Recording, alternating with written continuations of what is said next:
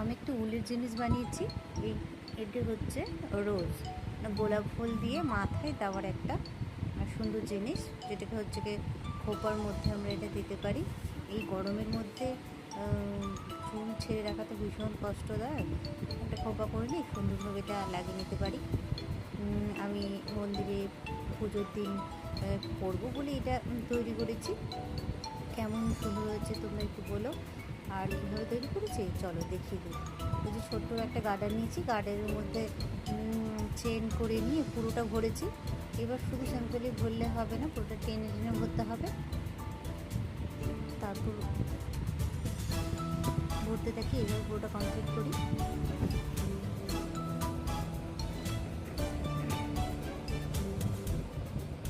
এই যে দেখতে পাচ্ছ কীভাবে ভরছি। ভরার সময় কিন্তু আমাকে নজর রাখতে হবে যে ওইটা একটু টেনে টেনে ভরতে হবে, পুরোটা ফাঁকা করে।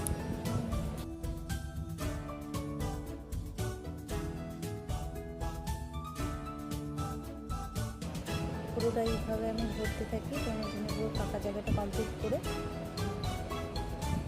ভরে নেওয়ার পর এখান থেকে একটা চেন বের করবো।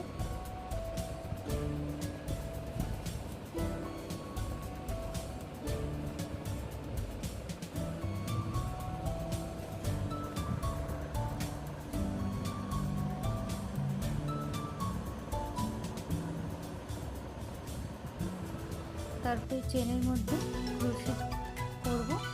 5টি বা 6টি করে ঘর নিয়েছি। এবার হচ্ছে কি বর্ডার করে যে ঘরগুলো নিয়েছি সেটা কিন্তু 7টা বা 6টা নিলে চলে। সেই ঘরগুলো করে নিয়ে সেই ঘরগুলোর মধ্যে আবার ক্রোশে দিয়ে ভরবো। তখন 6টি বা 7টি চেন করলেই হবে। দেখুন কেমন করে করছি। এই যে এখানে জয়েন্ট করে নিলাম। করে নেওয়ার পর এই যে 7টি ঘর করেছি, 7টি ঘর থেকে এখন আমি ক্রোশে বের করব।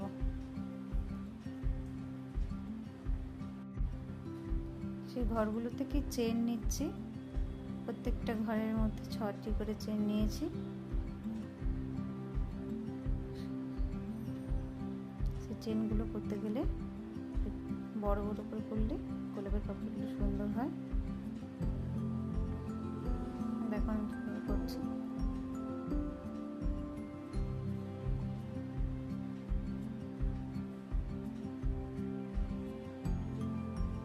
কারোর যদি ইচ্ছে হয়, অনেকের ক্রোশ কাটা সম্পর্কে অনেক ধারণা রয়েছে, অনেকে অনেক কিছু সেলাই করে, তাহলে এই খোপাটি তৈরি করতে পারবে অতি সহজে।